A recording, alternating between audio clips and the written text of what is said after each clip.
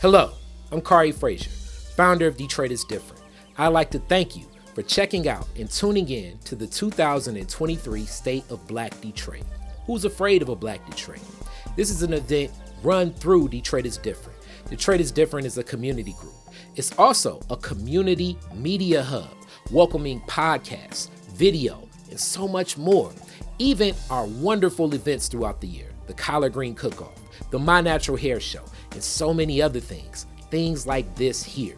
This collaboration is a collaboration between Detroit is Different and Mama Akua House, community movement builders, but more so an extension of the friendship, bond, and relationship between myself and Yusef Bunchy Shakur.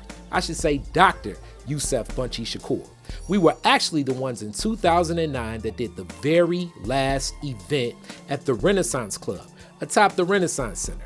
It was Kwanzaa at the Renaissance. And since then, we've done so many more things, so many other things. So we welcome you to meet so many of the other people that support community and a lot of the works connected to Detroit is Different, but connected to stronger works, not just in Detroit, not just in Michigan, even in the nation and even internationally. This will be a wonderful event to set the tone for you all to get practical solutions in ways that we're already engaging. Things that we've witnessed. And when we say who's afraid of a Black Detroit, it's more so dealing with everything we've dealt with, but ways we've overcome it. You're gonna get some different perspectives, but more so, you're gonna get what I call knowledge, AKA in the streets, the game on what you need to do. So with this, I want you to sit back and know it'll be powerful. If you like to give and get in a last minute donation for 2023 so you can get back some more money and support what we're doing, please make that donation to Detroit is Different Community Group, 501c3. This is going to be fun, and it's going to already start off with somebody that's so connected to community that you may not know, but I definitely know he's an entertainer. Hey, this your boy Foolish, and it's the State of Black Detroit. Y'all better listen up. When we talk about supporting one another, the brother that's coming up next is somebody I'm always running the streets with. I mean, this guy, he's actually two events right now. He's two places at once, surprisingly. And someone that similar to me, like our backgrounds like intersect on many levels.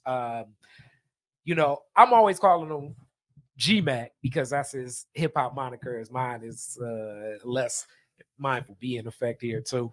It's but Greg McKenzie in Black Business, as I'm about to prepare his slide, the introduction. People should know our Keebaline Village, always connecting with our people. This is tax season. Like me, he definitely helps so many people start businesses, 501c3s, taxes, but overextends in sharing of resources and helping navigate.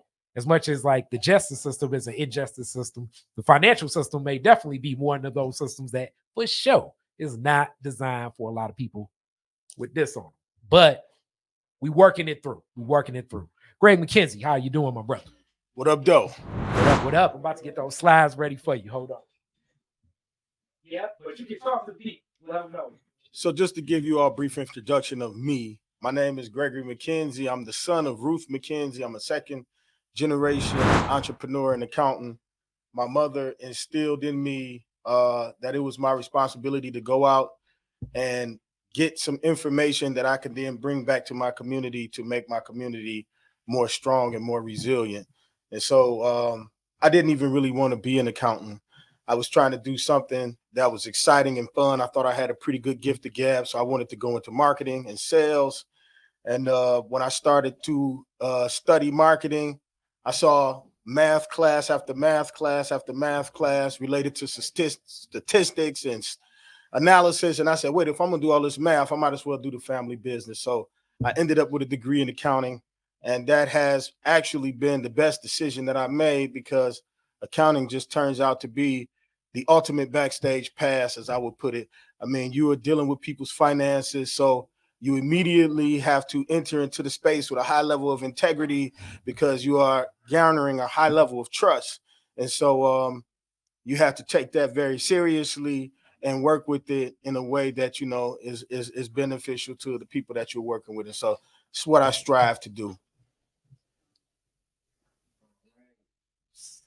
All right. So So for this presentation and the next presentation, it's like I'm kneeling and everything. We working out the production of everything. Okay, so you can show that. I didn't even know that had that option.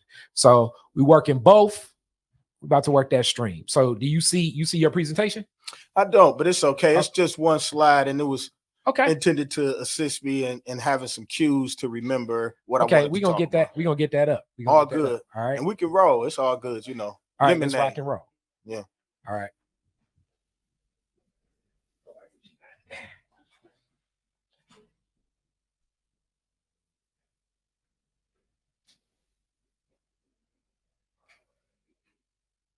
So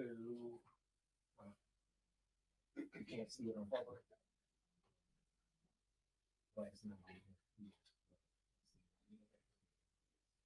All right. Okay, so let's just hit you with question one, and then we're going to get this all ready for you to see.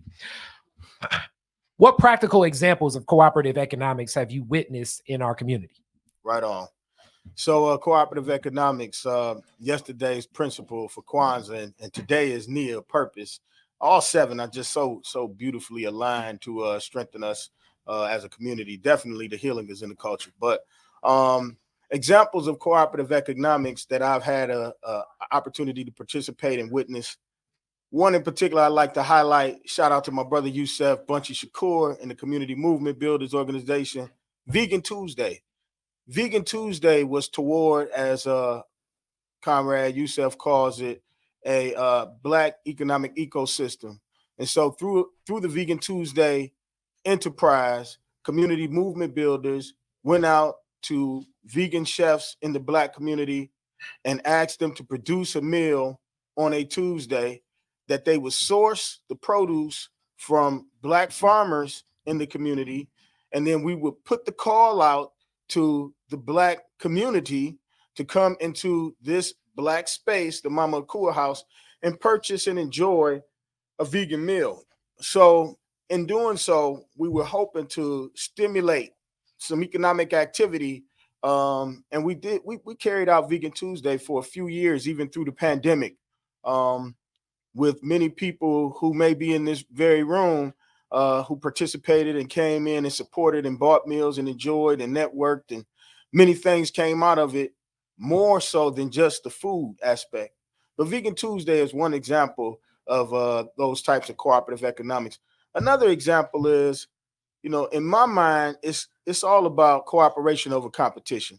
So I seek to, through my position at Al-Kibalan Village, make it possible for fledgling nonprofits to be able to get their 501c3, have a fiscal sponsor, and then mentor them along the way to doing it themselves without needing oversight and guidance. And so we've had opportunity to do this with several nonprofits in our community, Detroit Women of Color, Black to the Land, to name a few, who came through the Al-Kibalan Village pipeline and were able to receive their inaugural funding, utilizing us as a fiscal sponsor, and then now on their own operate their own nonprofit entities. And so in my mind, the more of us that have these functioning nonprofit entities that are going to do things with them that are really in service of the community, then the better for us. So that's just a few examples of cooperative economics. There's some more that I can get into, but I don't want to talk super long. All right. What is the practical purpose and value of relationships within community and the business ecosystem? Absolutely. So, I mean, relationships is the cornerstone of the whole thing. You know, my relationship with Yusef, Bunchy, Shakur started from us. He likes to tell the story of being janky promoters. We brought Dead Prayers to town in 2013, and neither one of us had promoted an event of that scale or that cost or all of the things that came along with that. So, but through that experience, we learned a lot about each other, and it strengthened our relationship. And when we did Vegan Tuesday, it was the relationships that made that possible. We talk about a collaboration like Village Pizza, where It's Food Detroit and Brittany March, a fabulous pizza chef. If you don't know, you should know. Check her out, vgnpza.com, you can get pizza every Sunday and every first Saturday. But a collaboration like, and there's a picture of her right there on the graphic that just popped up. A collaboration like Village Pizza, where Brittany March provides a pizza program for the youth to learn and have a job opportunity in the pizza business while being incubated in the nonprofit so that she can learn her business at the same time. So, those types of things come through relationships that you just can't get unless you have them. I think it's like the mycelium network of this Black economic ecosystem that we're talking about. It's certainly the relationships. We just finished a Kwanzaa ball that was a collaboration between Avalon Village and Alkebulan Village. Relationships between Mama Shu and Infadishi Marvis Cofield that go back decades that make things like that possible. So I think the relationships are the glue. They are the network that make it all possible for collaboration and cooperative economics. And with that, some of the fear questions just to grow from and connect to. Sure. We getting this tight. Thank you for everybody tuning in. The stream actually is going up with more people tapped in. That's all love. Great. Lori Parks is here. So shout out Lori in effect, but in the stream too, all of that, what are some of the unforeseen challenges you face while working to empower Black businesses in the Black community? Some of the unforeseen challenges we face is, unexpected misunderstandings. It's very important that we have our agreements tight when we work with each other, because things can get misconstrued and details get lost in the wash, and then good relationships sour. And so our whole objective should be to stay together, like the Al Green song.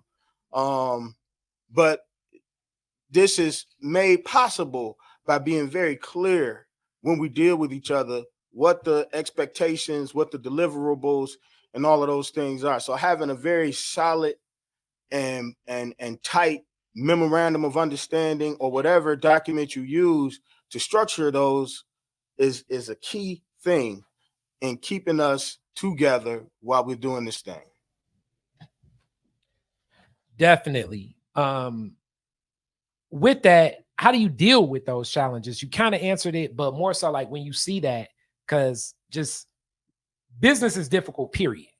But Black business in the Black community, empowering Black folks, it's like other layers of some of those difficulties that can present themselves. Sure. How do you deal with that?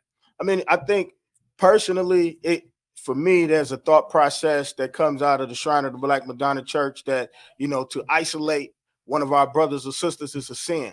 And so the ideal of collectivism, to me, is more important than the ideal of maybe winning a dispute.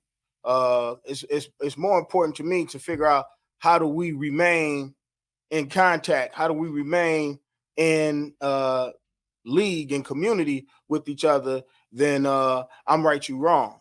And so I think that's the way to approach dealing with, when we have challenges, when we're working with each other, is to be beholden to a larger idea that we are part of a community. And in order for the community to be healthy, we all have to have good connections with each other. So with that, we close on this one. What have you learned, and what are you still learning with these challenges? You definitely touched on some practical examples of what that can be and how to get started and, get going. But what have you learned, and what are you still learning in this connection? I mean, so what I've learned is that, there's a tremendous amount of power in our community. We have everything we need. And, this is said in a cliche form. I mean, it's just a fact. We have everything we need, probably, to do most of the things we need to be a nation.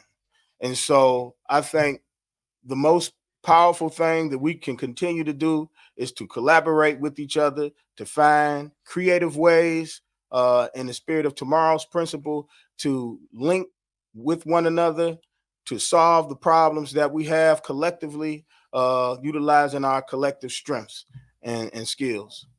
bats cocked right, soldiers got my back.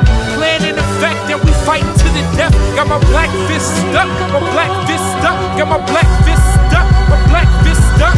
We already got them, caught them when they watching. Thinking we ain't real, yo, the whole team shot them. Got my black fist stuck, my black fist stuck. Got my black fist stuck, my black